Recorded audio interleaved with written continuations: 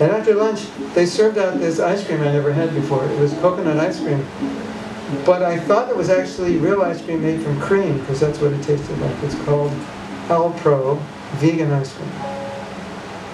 It was really good. Have any of you had Alpro vegan ice cream? Half your life is wasted. So, on Sunday, the 15th of July 2018, His Grace Mahatma Prabhu conducted an amazing workshop on the importance of chanting. Enjoy. Om Gyanatimirandasya Gyananjana Shalakaya Chaksurominidam Yena Tasmai Sri Gurave Namaha Mukam Karati Vachalam Bhungulam Gayate Girim Yakkapatamaham Bande Sri Guru Devatayana Vanchakalpatarubhyascha Kripashanaveva Patithanam Bhavanibhyo Vaishnavyo Namo Namaha Sri Krishna Chaitanya Prabhu Nityananda Shri Advaita Gadadhara Srivasari Gaura Bhaktivinoda Hare Krishna Krishna Krishna Hare Hare Hare Rama Welcome everyone. Happy to be here. Is this the third time I've come to East London? Who knows? Yes. Third time. Yes, okay. So, I was asked to speak about japa. And I'm going to do something a little different I've never done before. Recently, we published a book. It's called Japa Affirmations. And I teach a japa workshop. In every principle in the workshop, all the main principles I turned into affirmations. An affirmation is a positive statement which changes the way you look at something, the way you feel about something. It just changes your attitude about something.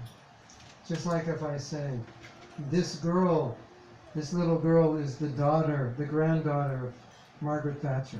Wow. Or great-granddaughter. Oh, now she's special. Right? That changed the way you look at her. Right?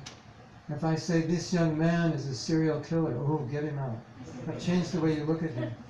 So the same way, he's not, don't worry. She might be the great-granddaughter, I don't know. He's not a serial killer. But how we look at things changes our relationship with them. So I wrote a book called Japa Affirmations, and what I thought we would do tonight is go through the book and read the affirmations and discuss them. So in an hour and a half, you will get the whole Japa 3-day workshop in 20 affirmations. What do you think? Is that a good idea? Yes. In order to do that, we have to pass out the books. As long as you agree to give them back. You have to give the book back or give £5 back. One or the other. So, this way you can follow so the book has all the affirmations, so you can follow the affirmations. So everybody take one book. And hopefully we have enough. And I need one also. And when you get the book, you go 1, 2, 3. Turn it 3 times, and on page 4 and 5, 6 and 7, you'll have the affirmations. And so we're not going to read the whole book tonight, but we'll do the affirmations. Thank you. Krishna Govinda. Is it too loud? Make it At the little. back, everyone can hear at the back. Krishna Govinda Hare. No, they didn't get the books yet. They need books in the back.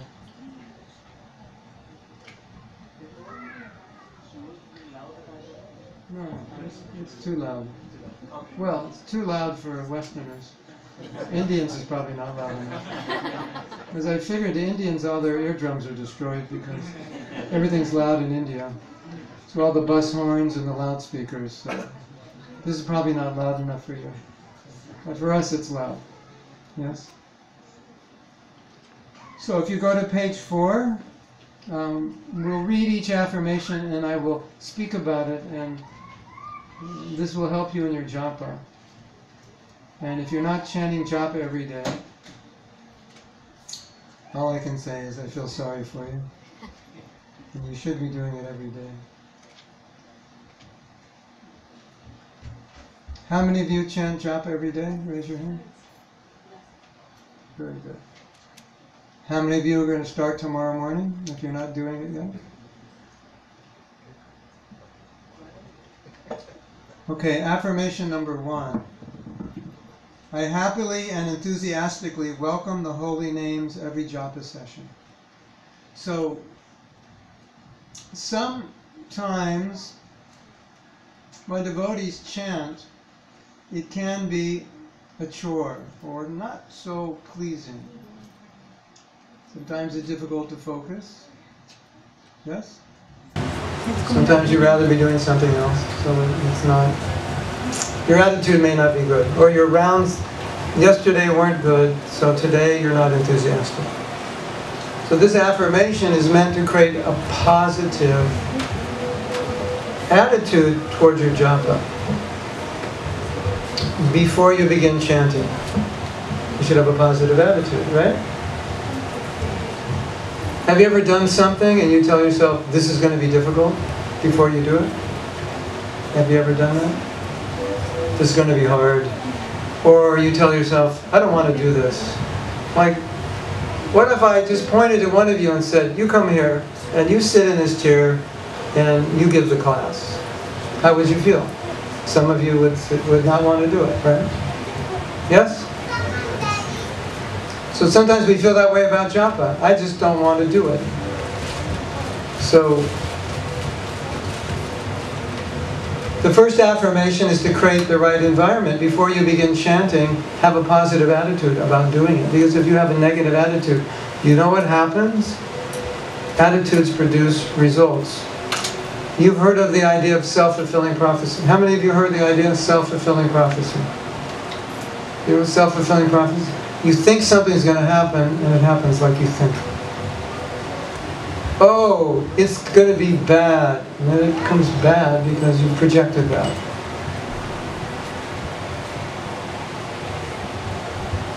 So, before we begin chanting, we're connecting with Krishna.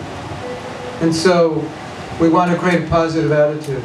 I happily and enthusiastically welcome the holy names every japa session. Krishna's coming. I'm welcoming him, just like you welcome a guest. I'm going to welcome Krishna. Krishna's coming in his holy name. If Krishna were coming to your house tonight, would you be happy? Yes. Would you be enthusiastic? Would you be ready to welcome him? Of course, he's coming in the holy names.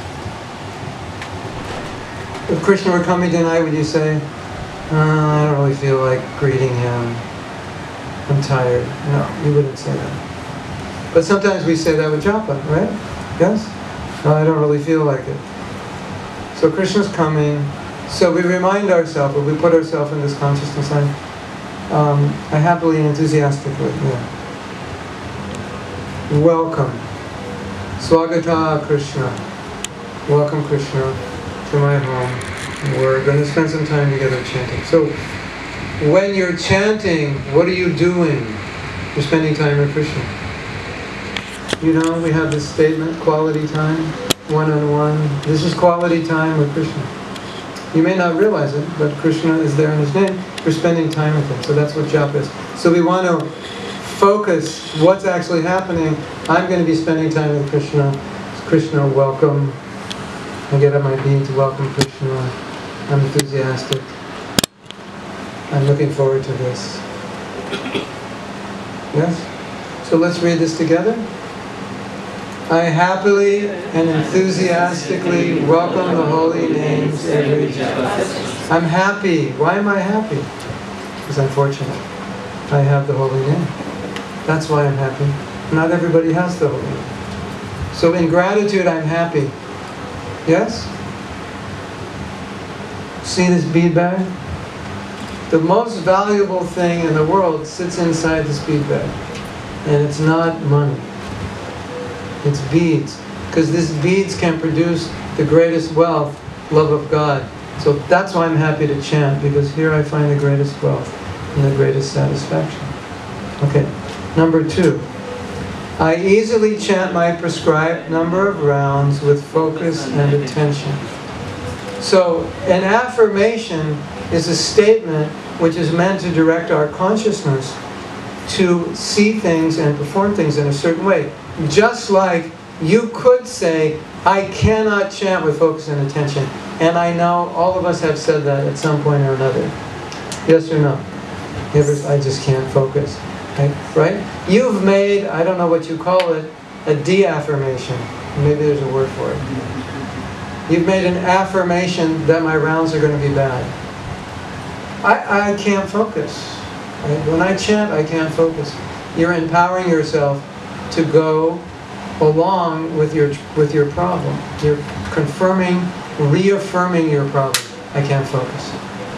Right? Does that make sense? Your words have power.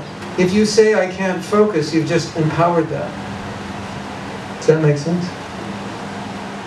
So what this one is saying, focus and attention. Prabhu, Mataji, when I chant, I can't focus. I can't, my attention's everywhere. You're empowering yourself. You're rationalizing it. You're giving yourself the right to be distracted. So an affirmation is the opposite. It's meant to affirm that this is what I will do. I chant. How do I chant? With focus and attention, and also easily. So I'm affirming that it's easy. It's easy to chant with focus and attention. That's what I'm going to be doing. It's not difficult. Otherwise we're thinking, no, that's really difficult. Oh, Prabhu, it's so difficult to be attentive. It's so difficult to focus. Yes? So why would you want to affirm that? Because you're affirming your weakness. You're affirming the thing that is an offense to the holy name. Distraction, inattention. So this is meant to affirm. No, when I chant now, I will very easily focus. How can I easily focus? How do I do that? We'll get to that later. But we have to think that way. No, it's not difficult. I have a question for you. Do you have difficulty focusing on Bollywood movies? No. Samadhi, right? Sitting on your couch watching a Bollywood movie in total samadhi. Samadhi means fixed mind. It's not distracted by anything. So do we know how to focus? We know how to focus. Right? The whole country was focused a few days ago on Croatia and England, right? The whole country was in samadhi. Nothing else was important. Right? So we know how to focus. Then after they lost the game, the whole country was still focused on the mode of ignorance, depression. We were still focused. The mind can focus, and we do focus. When you fall in love, you are focused. When you're hungry and you see something that you want to eat, you are focused. Have you ever been so hungry that there's only one thought in your mind? What can I eat? No, not another thought. Total attention and focus. Yes? So we know how to do it. The mind can do it. So now when we chant, that's what I'm going to do. I'm going to take all that attention and focus. And for the next, whatever it is, half hour, hour, 2 hours, I'm going to do that. Because you can do it. But if you think you can't do it, if you don't affirm it, you probably won't. So affirmation is powerful. Yes? Okay. So let's read that one together. I easily chant my prescribed number of rounds with focus and attention. Okay. How do you do that? That's the third affirmation. It's a very simple affirmation. I'll have to explain it because it may not make sense to you. So affirmation number 3, when I chant, I chant. Everyone say that? When I chant, I chant. What does that mean? When I chant, I chant. Who can tell me what that means? Yeah. I'm not doing anything else. I'm not on the computer. I'm not on Facebook. I'm not cooking. I'm not talking. I'm not sleeping. I'm not reading. I'm not watching a Krishna Lila movie. I'm chanting. When I chant, I chant. Right? So we're saying, before that we said, I chant with focus and attention. How do we do that? We make a shift in our consciousness. Now I'm going to chant. And I give an example. I think this is an appropriate example. We were all students, or some of us still are students, and you may remember what it's like to go into the library. You walk through the doors and there's a shift, isn't it? The outside world disappears and the world of study enters, of silence and concentration. There's a shift when you walk through the library doors, isn't it? There should be a shift when we pick up our beads. It should be just like walking through the library doors. Now I'm going to chant. When I walk through the library doors, bye-bye friends, bye-bye parties, bye-bye Facebook. Everything's off. I'm just going to study. Right? Same thing when you pick up your beads. It's like walking through the library door. Bye-bye Facebook. Bye-bye smartphone in the off position. Bye-bye talking. Bye-bye reading. Bye-bye this. Bye-bye that. Bye-bye thinking about my work. Bye-bye thinking about what I didn't do yesterday, what after the day. Everything bye-bye. 11th offense. Who knows the 11th offense to the holy name?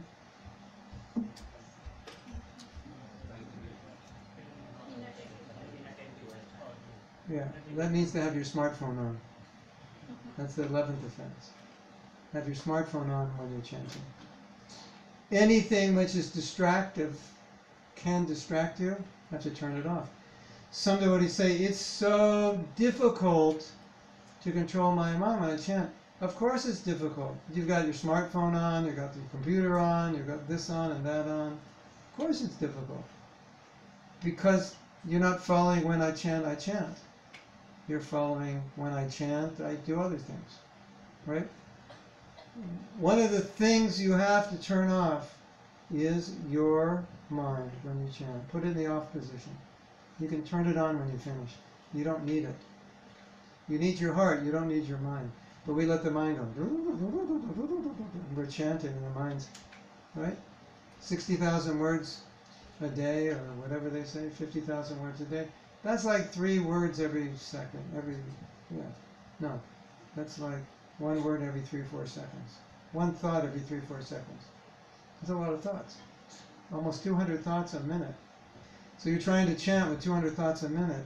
You have to learn how to switch it into the off position. Yes? Otherwise, you're chanting, but you're traveling around the universe. Isn't it? So when I chant means I'm going to chant. I'm not going to go off in my mind. I'm not going to be on my phone. I'm not going to be doing my email. None of that. It's off. Is that okay? Let's read the next one. This is very powerful. I get to chant, I want to chant, and I love to chant. Let's say that again. Wait. We have to say it with enthusiasm, like you mean it. Okay, say this like you mean it. I get to chant, I want to chant, and I love to chant. Now you're sitting there thinking, I don't want to chant. I don't want to chant. I have to chant. I made a vow. I'm going to chant every day. I have to chant. Yeah. So this affirmation is to counteract the consciousness that I have to chant. Because I have to means I don't want to. I have to means it's a chore. Did you ever say, I have to eat pizza? Today I had opportunity to take lunch with Shivaram Swami. And after lunch, they served out this ice cream I never had before. It was coconut ice cream. But I thought it was actually real ice cream made from cream, because that's what it tasted like. It's called Alpro vegan ice cream. It was really good. Have any of you had Alpro vegan ice cream? Half your life is wasted. So, now, wouldn't you find it strange if I said, today with Shivaram Swami and some of my god brothers and sisters, I had to eat ice cream? What does it mean, we had to eat ice cream? Nobody says, I had to eat ice cream, right? They say, today I was so fortunate that I got to eat this ice cream, and now I'm sold and I love this ice cream, and I want to eat it every day the rest of my life, right? So when you say, I have to, you indicate something you don't want to do. Have you ever said, I have to finish my rounds? Raise your hand if you ever said it. Every one of us has said it. That means, I don't want to, I have to. It's a chore. Language affects your thinking. Even if you don't mean that, you said it. Now, look at it this way. Krishna's a person. Yes or no? Okay. His name is not different from him. Yes or no? Yes. That means his name is him. Okay. Let's say you have agreed to go somewhere with your wife today. Maybe she wants you to go shopping with her. So men don't like shopping that much, but you're a good husband, so you agree to go. And then, an hour before you're supposed to go, your friends call you up and say, would you like to go out and do this? And whatever this is your favorite activity. And you say, I would love to go, but I have to go shopping with my wife. And your wife happens to hear that. How does she feel? I have to go. Well, you don't want to go with me? You don't like me? Okay, don't go with me. I don't care. Go with your friends. Right? Which means you better go with me if you value your life. That's what you mean. Because you promised. But as soon as you say, I have to, it is a negative. So, now, Krishna's a person, his name's a person, and I say I have to chant. How does Krishna feel about that? Well, you don't like my name? You don't like chanting my name? You have to chant? You don't like spending time with me? Okay, you don't like me, I don't like you. Isn't it? How you approach the holy name, it reflects back on you. So if it's, I have to chant, what's your realization going to be when you, oh, I have to chant my rounds? What does I have to chant my rounds look like? That's what it looks like, right?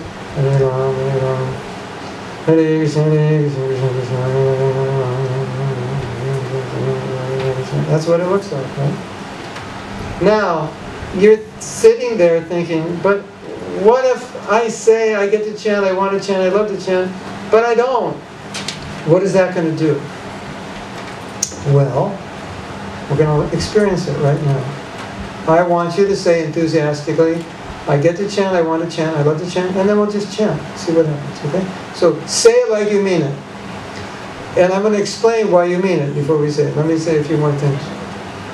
If I had the power to take away your holy name and you could never chant the rest of your life, would that upset you?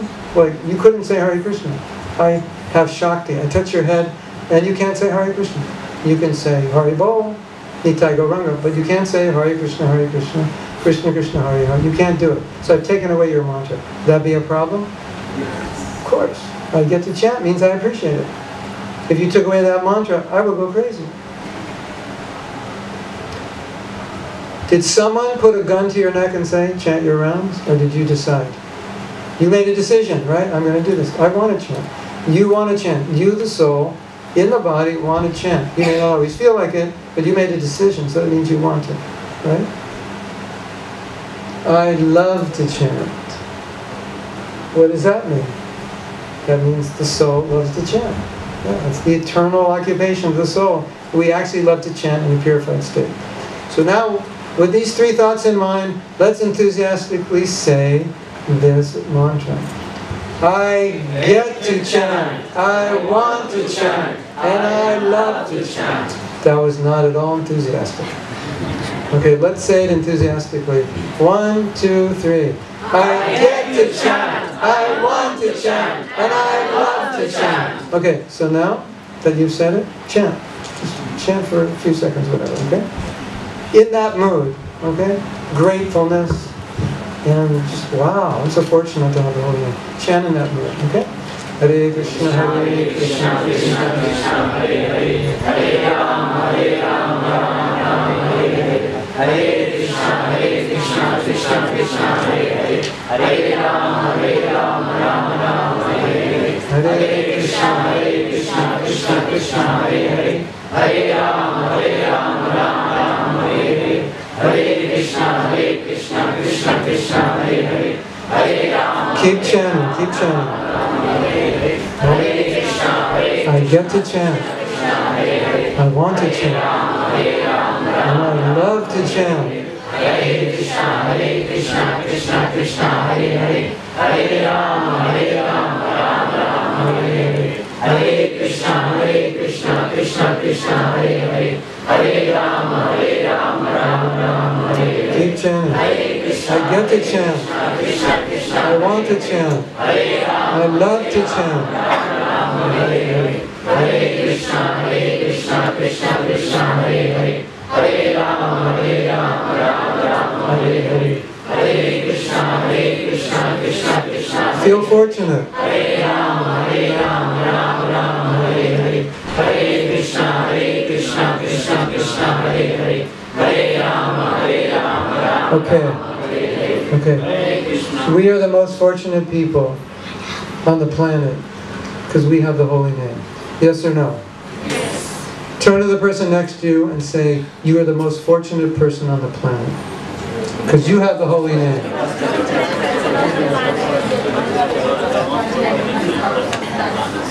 Because you have the holy name.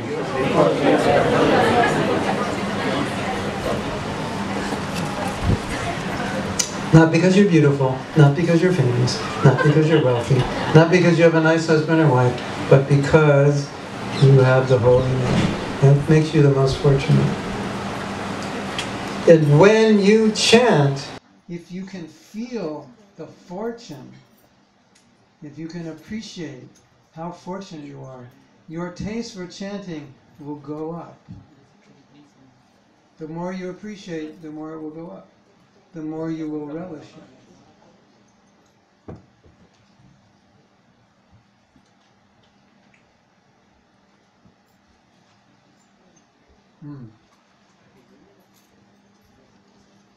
Okay, we'll read number 4. Excuse me, number 5. I treat the Maha Mantra as Radha and Krishna fully present in sound. We can repeat. I treat the Maha Mantra as Radha and Krishna. Okay. So, I want to tell you a very funny story. This takes place in San Francisco, maybe 1967. So, San Francisco, California was the seat of the hippie movement. So the hippies were quite wild and alternative and liberal and quite degraded as well, at least externally. So some of you may know the story that Mother Malati found a little Jagannath deity at an import store. And she took it and showed Prabhupada, and he said, were there 2 more deities? And she went and got them. Prabhupada paid obeisance, he said, Jagannath has come. And then he said, can anyone carve big deities? So Shyama-Sundar said, I can carve it. So they carved, like, maybe this big. I lived in San Francisco Temple a few years later. So they're like this big. So in America, Western people, we have no deities. We don't know what deities are. And we're only things we've seen are like totem poles of carved faces and maybe American Indians and Africans, You know totem poles? You've seen totem poles? So all of a sudden, here's Lord Jagannath, who's totally foreign to us. And Prabhupada says, this is Krishna. Worship him, feed him. Wow, you feed a piece of wood. That's really, for us, that was a big leap of faith. You wake up a piece of wood. And Jagannath, he has that beautiful form, but it doesn't look like the form of a human. You know the story. So that's the form he has. It was an incompleted carving. And Prabhupada said, here's Lord Jagannath, that's Krishna, here's his sister Subhadra, and Balaram. And we had total faith in Prabhupada. We said, okay, and Prabhupada showed us how to do deity worship. And here we are bringing a plate on an altar to this deity that for us was very new. But we had faith. So Prabhupada said, this is Krishna, serve him like Krishna. And you know what happened? When we took the deity as Krishna and served the deity as Krishna, what do you think happened? We started to see Krishna in the deity and feel Krishna in the deity because we accepted that Krishna was there. Yes? And we started to become attached. And some devotees subsequently, became very, very attached to deities, to their deities, head pujaris and so forth. Very, very attached to their deities. And I'll tell you a funny, well, I don't know if it's funny, but this is an amazing story. When I was in Mauritius, we installed Radha Krishna deities, beautiful deities. How many of you been to Italy before? To Villa Vrindavan? Those deities were carved by the same sculptor at the same time the deities in Mauritius were carved, and they look almost identical. So we installed deities like the deities in Villa Vrindavan. And we installed them in a rented house. It was like 25-bedroom mansion, nice property. We rented the house next door, and we thought, okay, we'll buy this house. We thought the house would, in those days, cost like 150 or something, 200,000. And the landlord said, okay, I'll sell you the house for $1 million. Because, you know, we were sitting ducks. He needed the house, so he raised the price. Ridiculous price. So we thought, why should we buy the house? We could buy 5 acres of land for that price.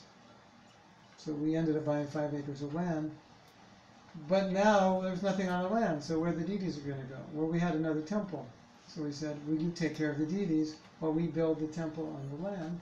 Then we'll bring the deities back. You know, we'll just build something in a year and we'll bring the deities back. Well, it wasn't a year. That was probably like 7 or 8 years. So the deities had gone to the farm. They were taking care of them for 7 years. When we finally built the temple and called them up and said, okay, it's time to bring the deities back, what do you think they said?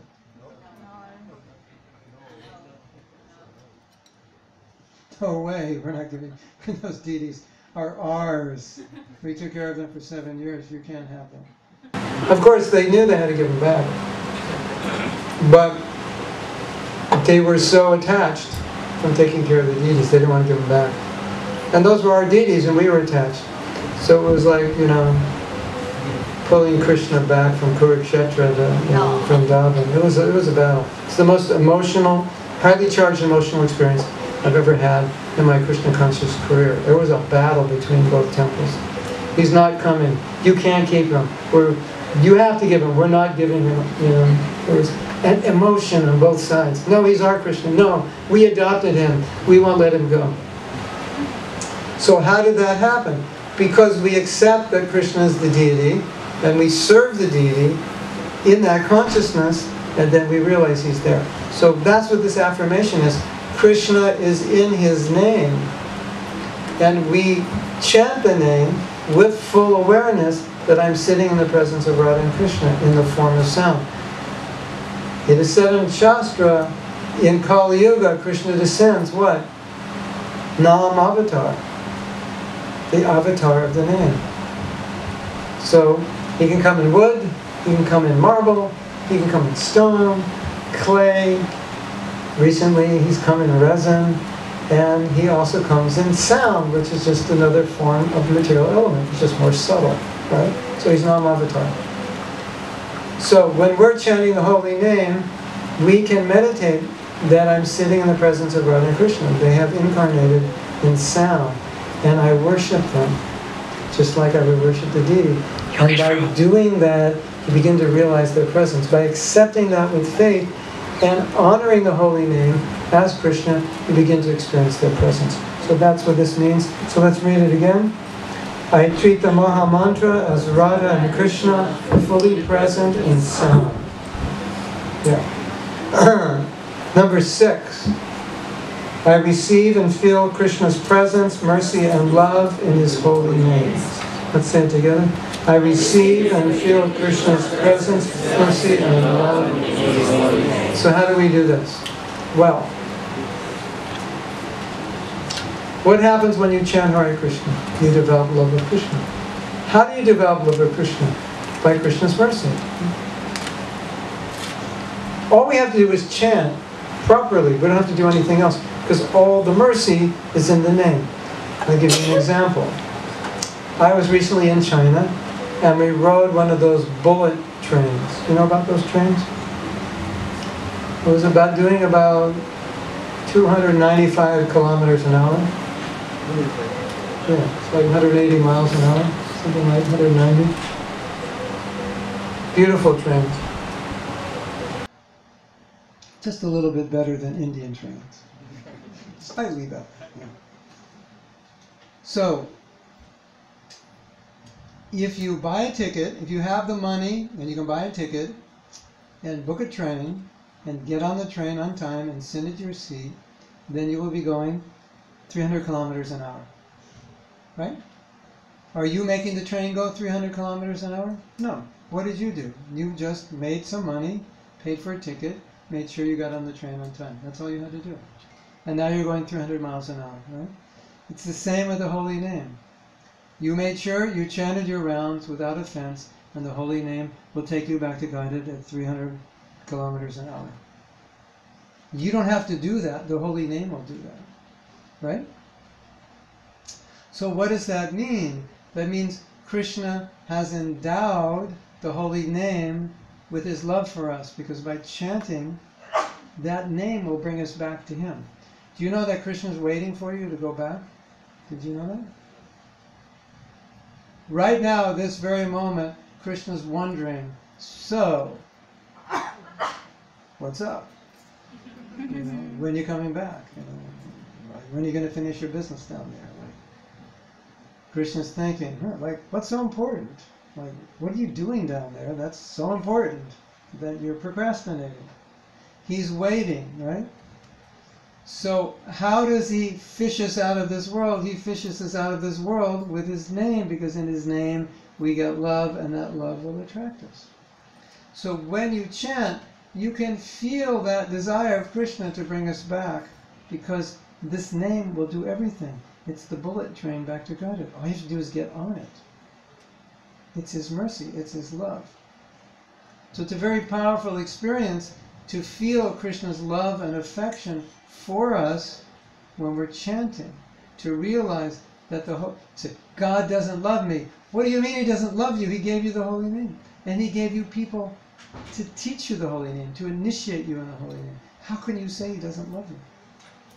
All his love is put into the holy name, because by chanting you will get love for him and go back to him. How could he not love you? Does that make sense? So you can feel that. You can meditate on that when you're chanting. The holy name is a personification of Krishna's love, and just bask in his love. What do you think? Does that make sense? That vibration is Krishna's affection. It's Krishna's net.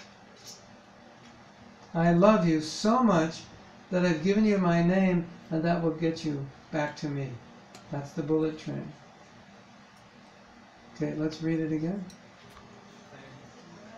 So, I receive and feel Krishna's presence, mercy, and love, his holy name. Feel is the key word. Feel Krishna's love when you chant. Feel his presence. Feel his mercy. He's so merciful. He's given me the holy name. I'm totally unqualified. I've done so many sinful things. It doesn't matter. He's given me the holy name. No qualification necessary. Anybody can chant. That's mercy, right? Otherwise, in Vedic times, you had to be a Brahmin, and you had to get your mantras from your guru. If you weren't a Brahmin, you'd have a guru, no mantra, right? Like Gayatri is a Vedic mantra, the first mantra, Gayatri. So you have to be initiated and get it from a guru. And if you don't, it doesn't work. But the Maha Mantra, anybody can take it. Initiated, not initiated, sinful past, pious past. That's mercy. And that will take you from wherever you are to the highest position into Vrindavan. You can dance with Krishna. That's pretty good, right? Isn't it? From wherever we're at, whatever we've done, the holy name will take us to Vrindavan, into Ras Lila, or into Sakya Ras, one of the four Rasas. It'll take us there. That's amazing. Turn to your person next to you and say, Prabhu, that's amazing.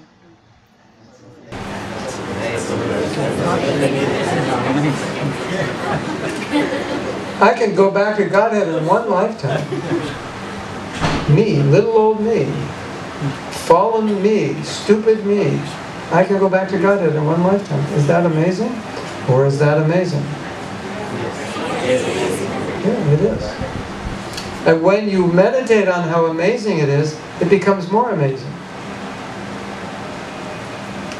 Okay, 7. I chant in full awareness that the holy name is my greatest treasure. Why is it my greatest treasure? Because it gives me love of Krishna. You want to hear something interesting? If you went to Krishna and you said, my dear Lord, please give me the most valuable thing you have. You know what he would give you? He'd give you a mantra card. And go, here, it's the most valuable thing I have, the Maha Mantra. Harinam Chintamani said, the most valuable thing in Krishna's treasury is the Maha Mantra. So that's what he'd give you. So, it's our greatest treasure. It's Krishna's greatest treasure. And as I said before, it's our greatest treasure because it gets us back to Krishna. And Krishna's our greatest treasure. If Krishna's our greatest treasure, then a process that gets us to Krishna must be our greatest treasure. True or true? Okay, you're all awake? On the count of 3, I'll ask it again. 1, 2, 3. True or true? Okay, I just had to make sure. I can't see you back there. Sometimes, people lose their energy. Okay, so let's read that once more. I chant in full awareness that the holy name is my greatest treasure. This is your greatest treasure, everyone. Not your bank balance, not your car, not your house, not even your wife or husband or children. This. They are all treasures, I agree, but this is the greatest treasure. Because this will give you Krishna. And there's nothing greater than that. You agree? Okay, let's read number 8. I chant to please Radha and Krishna, not to gain anything material. So, in bhakti, the mood is more important than the activity. So, you can chant Hare Krishna in the wrong mood and actually displease Krishna. You know the story about the Kirtaniers in Mayapur? They were chanting Hare Krishna and Prabhupada said they're not chanting Hare Krishna. Who knows that story? Raise your hand. Only 2. Okay, 3. Okay, let me tell you the story. So in Mayapur, Bengal, you have kirtan groups who do kirtan as a profession. So they get hired to some marriage or some event and they'll do kirtan. And they have a very stylized form of kirtan, Bengali, which is considered, not so much by ourselves as devotees, not exactly our style, but it's considered beautiful for Bengal. So the way Bengalis sing. You know how they sing? Hare Krishna, Krishna Krishna, like that, something, So there was a competition in Mayapur. Who does the best kirtan? So they got some of these Bengali groups, and then devotees put some groups together, and they had judges. It's like Britain has talent, or whatever your show is. It was like Mayapur has talent. So it was a bad idea from the beginning, because kirtan's not about performance. And how do you judge a good kirtan? It's not because someone can sing nicely. So this one professional group was doing kirtan, and Prabhupada heard it.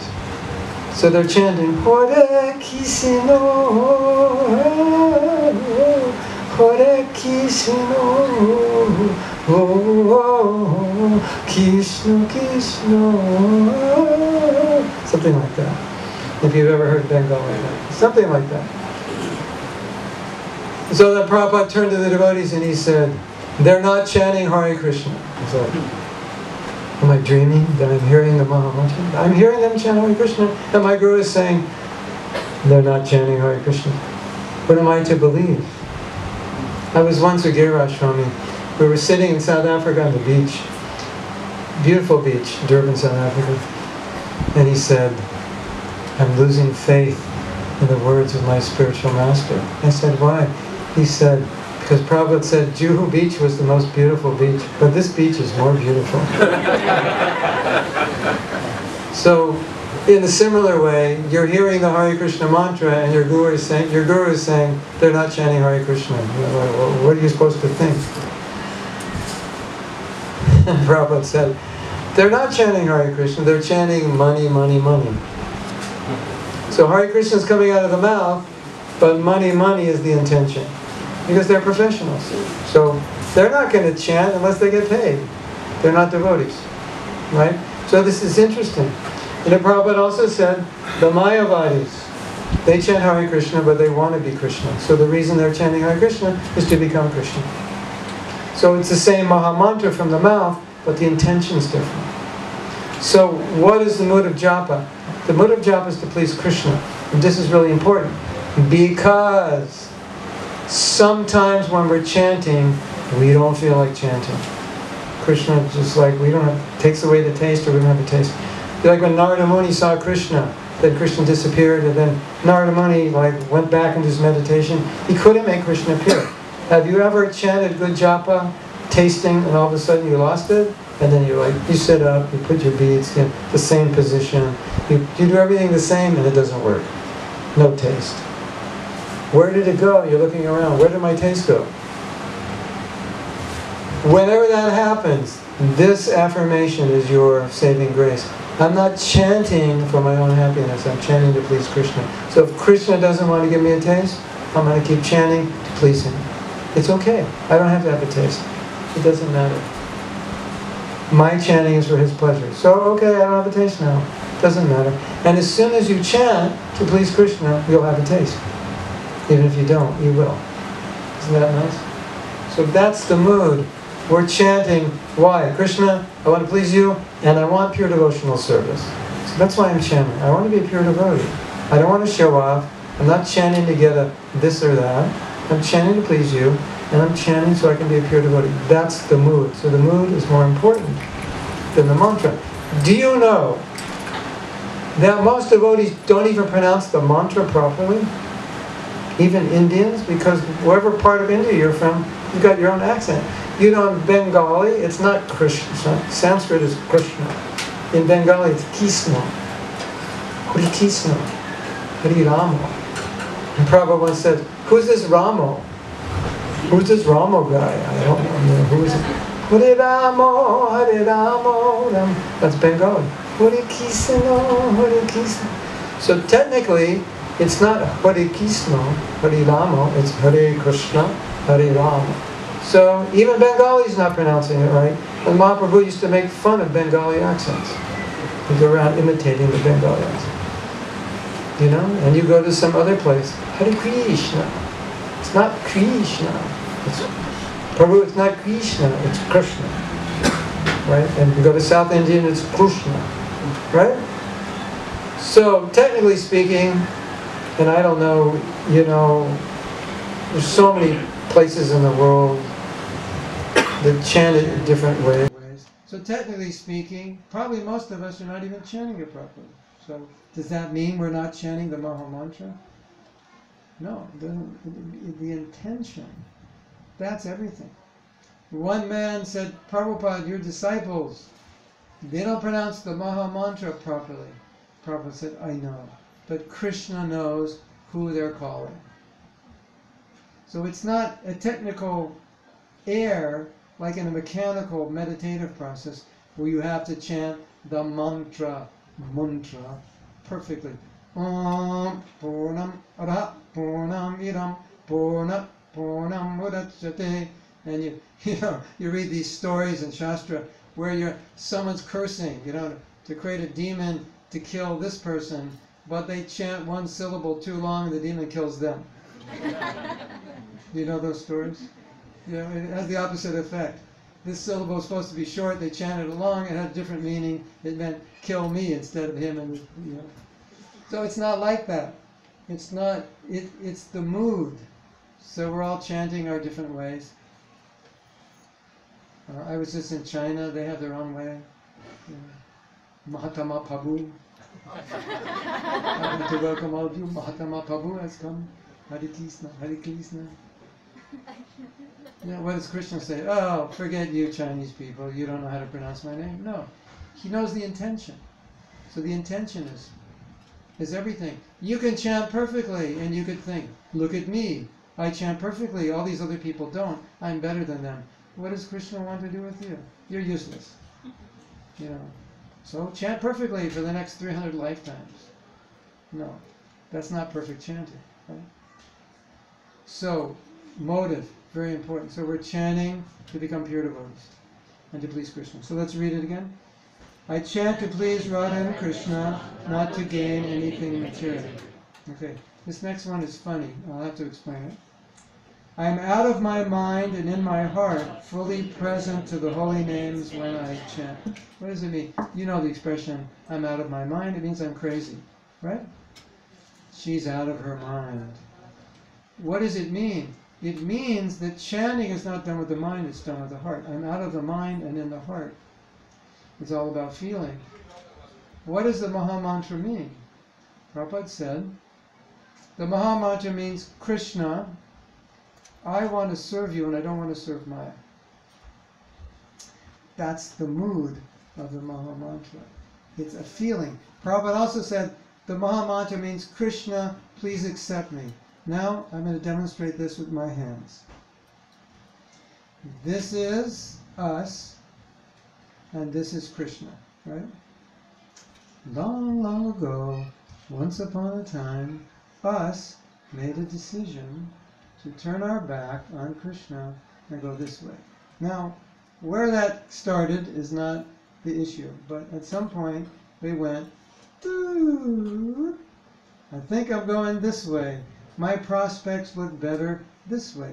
So, right? That's where we went, right? Yes? Okay. So we went down. Now the Maha Mantra means, Krishna, please give me the energy to pick myself up, turn around and start coming to you. That's what it means. Will you let me come back to you? Will you give me the energy and desire? Hare Krishna, Krishna Krishna, Hare Hare, Hare Ram, Ram Hare Hare, Hare Krishna, and then you shoot a Nam, Krishna Krishna, Hare Hare, and then you dance with Krishna. That's what it is. Sometimes when we're coming to Krishna, Hare Krishna, too difficult, I just want to do what I want to do, need my independence. And we turn around, and then we go to class, and we hear a good class, oh, I better chant again, and we turn around. So we're kind of, in this process, right, isn't it? Yes? So, chanting is meant to be done with feeling. What's the feeling? Krishna, I'm a fool. I left you. I have all these desires, and I want to have the desire to serve you again. I want you to purify me. Can you help me? Would you accept me? Would you purify me? That's the mood. The mood is not, I have 16 rounds to chant, and the only thought I have is to get my 16 rounds done. That's not the mood. Many, many devotees, that's their mood when they chant. They think, if I chant 16, I'm successful. Yes or no? Not necessarily. If you chant 16 bad rounds, the only success is you kept your vow. But in terms of the quality of your japa, you didn't really chant 16 rounds. You only made 1,728 sounds, syllables out of your mantras, out of your tongue. But you may not have actually chanted. Yes or no? Yes. Yeah. So, that's not what we're interested in. 16 bad rounds. We're not interested in, right? I have 16 counterfeit pounds. Anybody want them?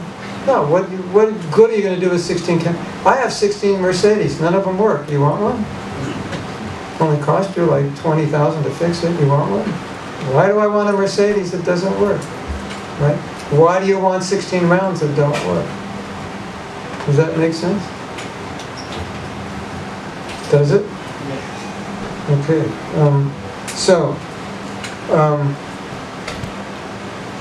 Srila Bhaktisiddhanta said the holy name is not lip deep, it's heart deep. So it's not just that you make the sound, but the feeling, Krishna, I want to be a pure devotee, I want to serve you, I want you to accept me. That's the mood when we chant. So you don't need your mind for that. You need your heart. The mind thinking, when it goes subtle, it becomes emotion. So you don't need the thinking, you need the emotion. The thinking is what gets us in trouble, doesn't it? Because that distracts us. You need your heart to chant, not your mind. Yes or no? Okay. So let's read that again. I am out of my mind and in my heart, fully present to the holy names when I chant. Now, I just want to tell you something in case you want to get one of these books. When you're doing japa, you can just look at one of these affirmations and it'll just like focus you on a certain, any affirmation you want to look at, it'll just bring you back. And, you can read the whole book, all the affirmations before you chant. You can just take one in your mind. It can be a reference. But sooner or later, by practicing these affirmations, you'll just do them automatically. It'll be your new attitude. And then you'll find your chanting will be so much sweeter, deeper, and more relishable. Okay, so we are going to do number 10. I fully honor my sacred relationship with the holy names during japa. So what does this mean? Okay, this is very powerful. Tattoo this statement into your brain, or write it down on your phone, or if you want to take a book, you can write it down in the book. Chanting is not a process, it's a relationship. Chanting is not a process, it's a relationship. What's the difference between a process and a relationship? What's a process? Something technical. Okay, we have to do puja.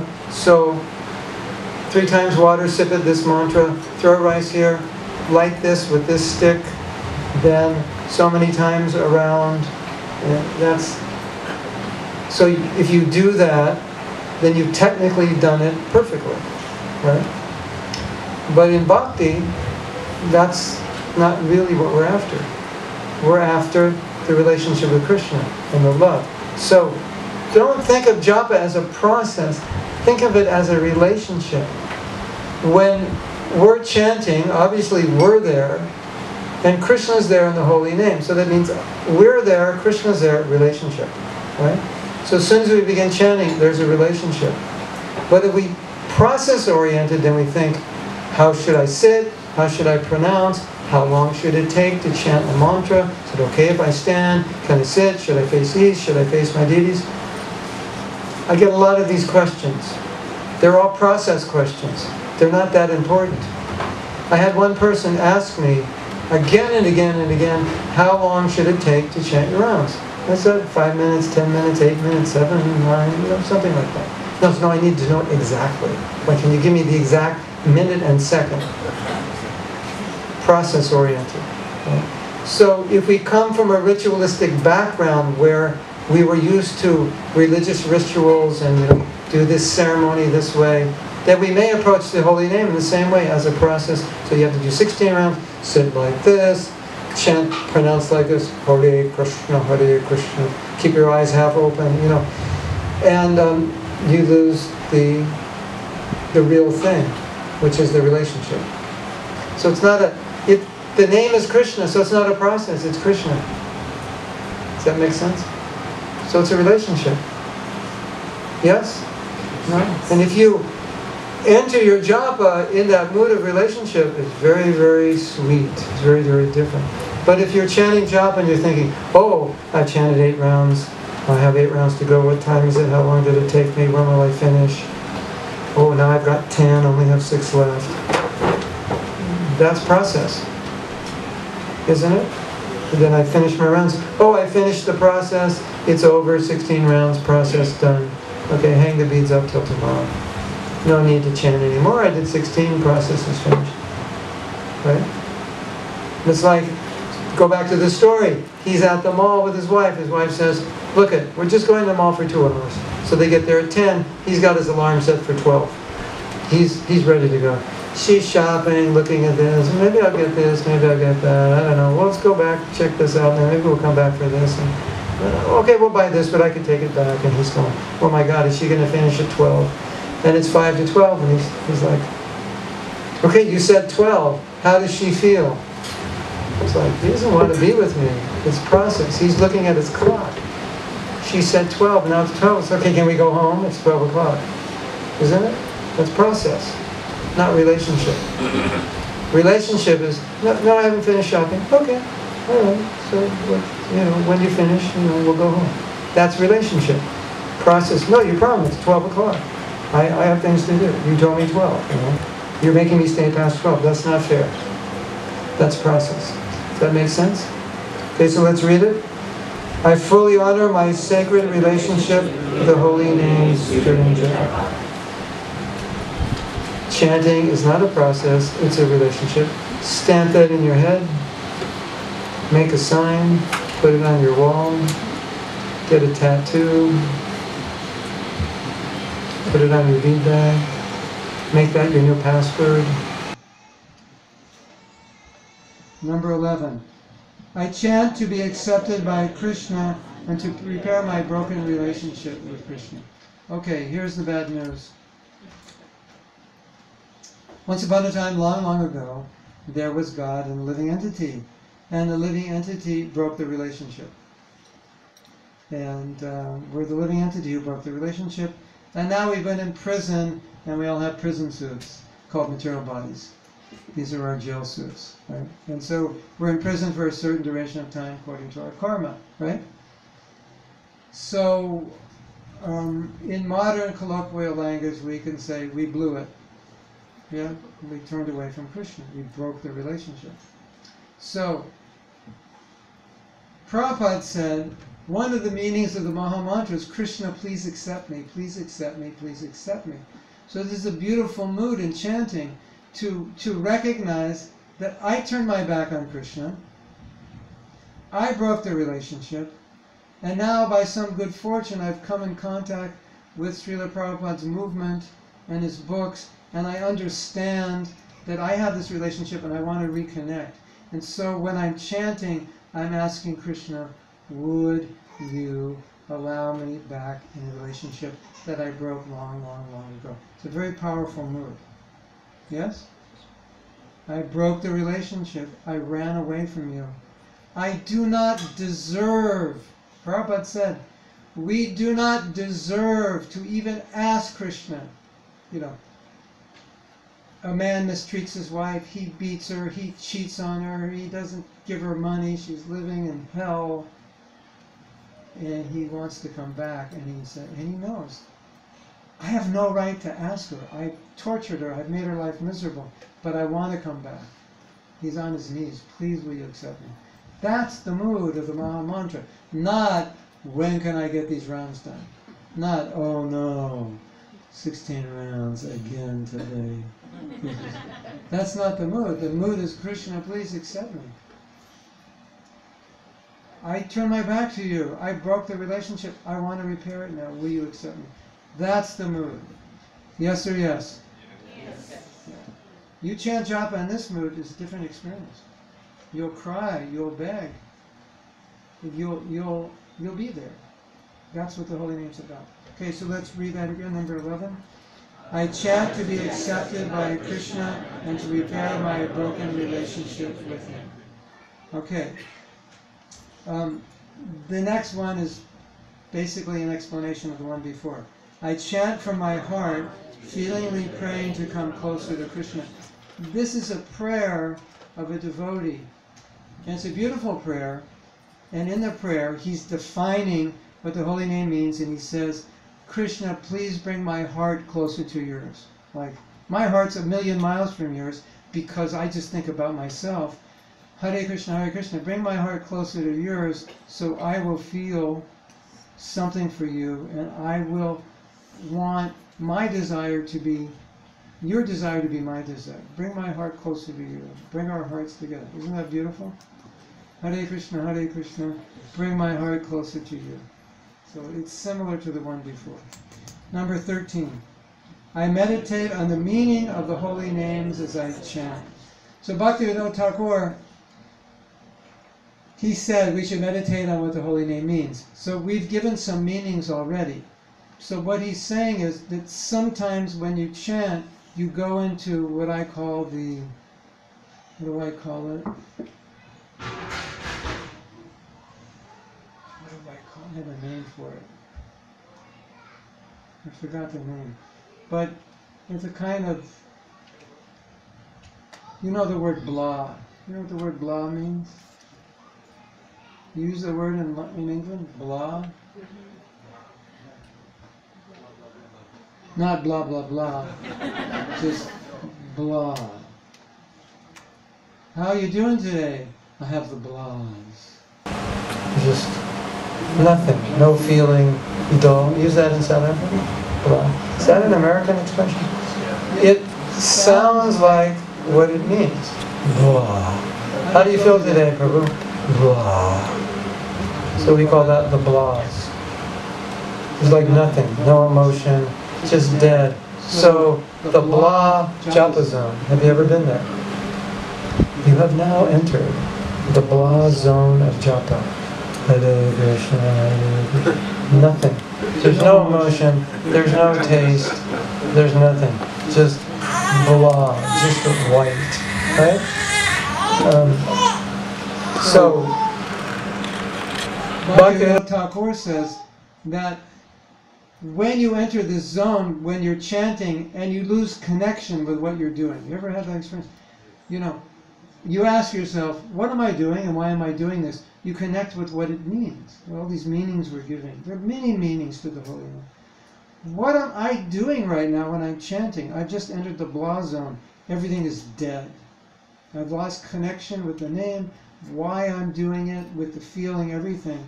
So you reconnect by just asking yourself, what does the holy name mean? It means I've fallen into a world. Krishna, I want you to help me. Please empower me. Please uplift me. Please help me overcome these obstacles. Please accept me. All these things capture my heart, qualify me for service.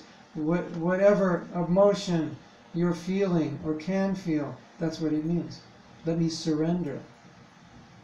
So, if you enter the blah zone, the blah japa zone, the dull japa zone, this is one thing you can do, is remind yourself, what am I doing? What am I trying to do right now? What does this mean?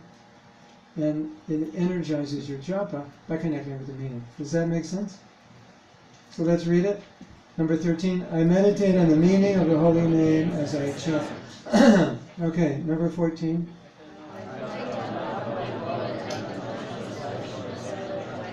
Okay, this is the affirmation to solve or to answer the question, how do I control my mind? If you enter your japa by mentally turning off all the light switches to your life, everything gets turned off, there's nothing left but you and Krishna in the holy name, then you have no trouble controlling your mind.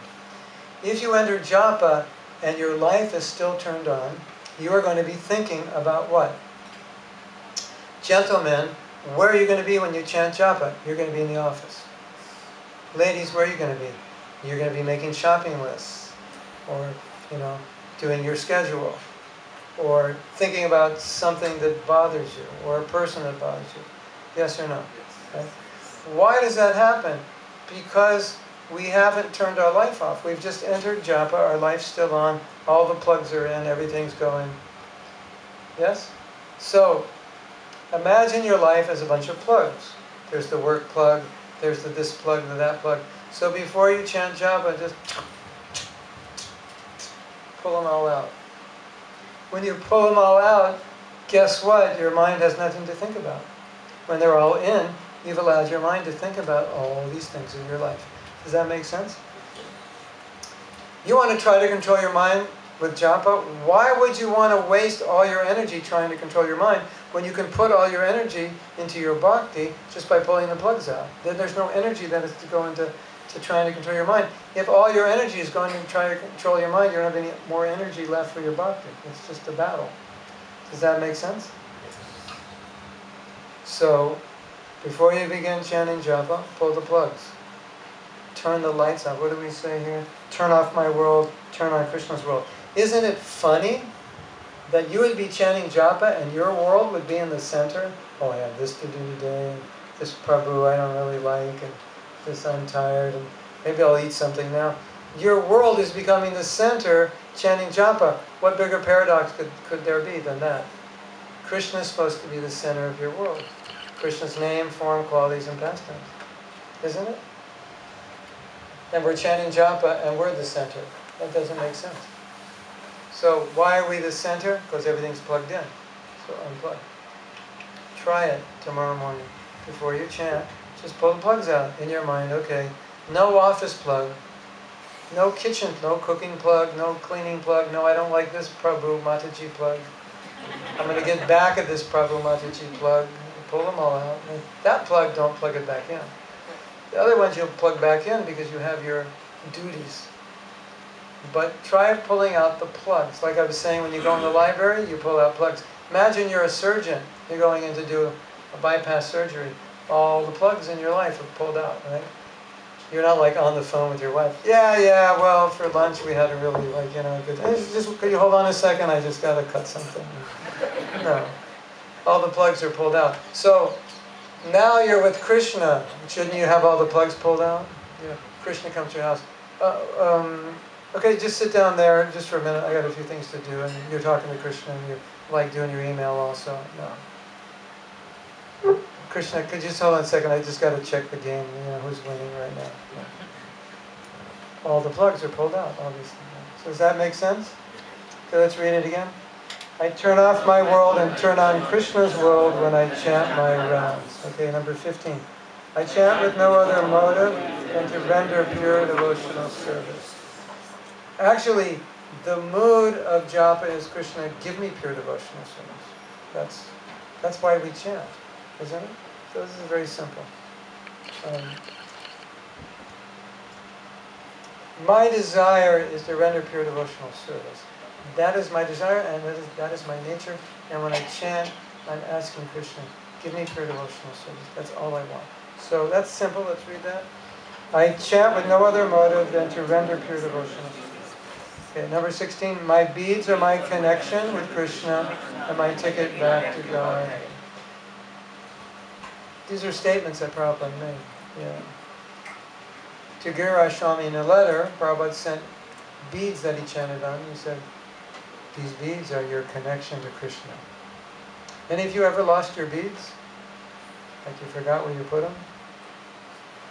So don't call them beads anymore. Call them connection to Krishna. Then when you're looking for your beads, you can say, I just lost my connection to Krishna. Now, 16 rounds a day. Keep your ticket back to Godhead validated. But it has to be 16 good rounds if it's going to be validated. Not 16 any old kind of rounds, but 16 good rounds.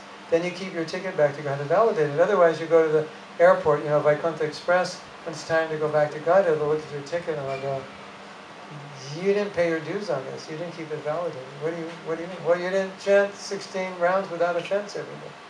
So Prabhupada said 16 rounds a day, 4 principles, you go back to Godhead. But not any old 16. 16 without, at least trying not to commit the offenses. And then your japa beads become your connection with Krishna and your ticket back to Godhead. Keep your ticket validated and don't lose your connection. Okay, let's read that. 16. My beads are my connection with Krishna and my ticket back to God. 17. I'm totally dependent on Guru and Krishna 10 quality japa. So the reason we put this in is because we didn't want to make it seem like you can just chant good rounds. Like, okay, I'm going to sit down and chant good rounds. We certainly try, but we understand Guru and Krishna. It's by their grace and mercy that it's going to happen. So we don't want to be in this karma kanda type, I can do it all myself mode. Because you learn things you can do to chant good japa, but you always understand it's by His mercy. Without that, it's not going to happen. So the mood of chanting is a kind of helplessness. I can't do this alone. I need Guru and Krishna's mercy. So we'll read that again. I am totally dependent on Guru and Krishna to chant quality japa. Number 18. I organize my life to make japa the most important. Okay, now here's an insider secret for those of you who haven't attended my workshop. We spend 2-3 days. If we do a retreat, we spend 5+ days gaining insights and tools to chant good japa. But there's a problem. What's the problem? You have a life. Why is that a problem? Because your life may not be conducive to good japa. So you learned all these good things, and then you go home, and you get up late, and you don't have time to chant, and you schnick ram ram on the tube, and schnick ram ram at 10 o'clock at night, and you die and go to Schnickaloka. And the Schnickadoodles take you there. Right? The schnick, you know the joke. The devotee's dying, and then 2 people come, He says, who are you? And he goes, I'm schnick, and I'm wam wam. And he goes, what is that? He says, well, you've been calling us your whole life. Schnick, wam wam, schnick. So that's the joke. So, if you learn everything, this is a good book, will help you get in the right mood. But you actually have to have a lifestyle that's conducive. So you go to bed late, you get up late, you watch some movies at night. You're not going to chant good rounds, You're eating at restaurants, whatever. You're not sattvic. Your life has to be sattvic and organized to facilitate your japa. This is super, super important. When you take your japa seriously, your life's going to change because you start to realize that the things I'm doing at home are going to affect my japa. Like the time I get up. Am I reading sufficiently? If I'm not, it's going to affect my japa. Am I associating properly? Am I making offenses to devotees? Do I have negative attitudes about devotees? It's going to negatively impact my japa. Am I watching TV, Facebook, internet, this, that? Am I glued to the football game? Is that why we started at 6, not at 4? Too many people glued to the football game. Yeah. So these things affect our japa. Yes or no? Yes. Okay. So, you want to do a little exercise, just look at your life and think, is there anything I can eliminate that's getting in the way of good japa? Because one of the best exercises is not just what can I do, it's what can I not do? What can I move out of the way that's wasting time? Or what can I move out of the way that's having a negative effect on me? There was one man, he was training another person, self-development training. And every day he came into work, he'd ask him, so what did you eliminate from your life today? Because there's so much stuff in our life that gets in the way of what's important, isn't it? So he'd ask him every day, so what did you eliminate? Not what did you do, what did you get rid of? It's a very valuable instruction, isn't it? What could you eliminate that you don't need? That's just taking time and wasting energy. Okay, number 19, we have 2 more. I make excellent japa my standard and focus on continually improving. Okay, this is super, super, super, super, super important. How important is it?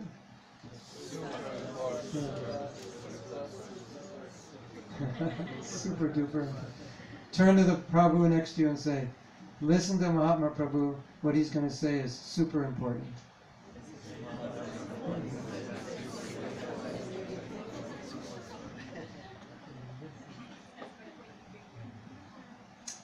This applies to anything in your life. Listen to this mantra. This is amazing. In life, you get what you tolerate. You get what you tolerate. What does that mean? If you tolerate bad japa, that's what you get. Day in, day out. Because you'll tolerate it. You'll allow yourself to chant bad japa. Yes or no? Yes. Will you get what you tolerate? If you do not tolerate bad japa, what's going to happen? Your japa is going to get better. So if you're chanting bad japa, it simply means you allowed yourself to tolerate it. Whatever it is. A bad relationship, a bad career, bad health, bad this and that. We're tolerating it. We're allowing ourselves to accept that. So if we can come to a point where we don't tolerate bad japa, that will have the most transformational effect on your japa. More than anything, this one thing.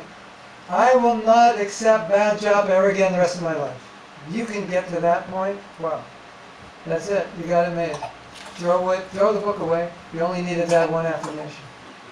That's it. Of course, you need the others to get to this.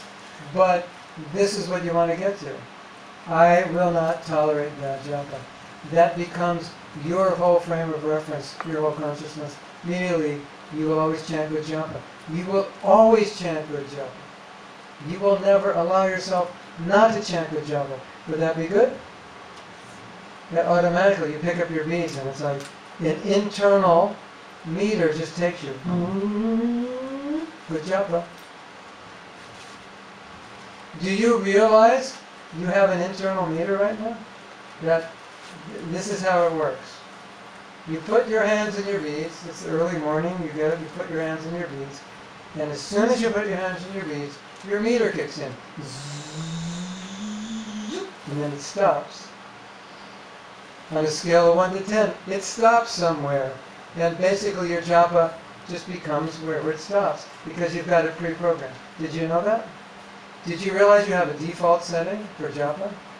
And so when you put your hand in your bag, it just goes, it's like a machine, you know, the number you set, and it just goes, and then it stops at a certain point.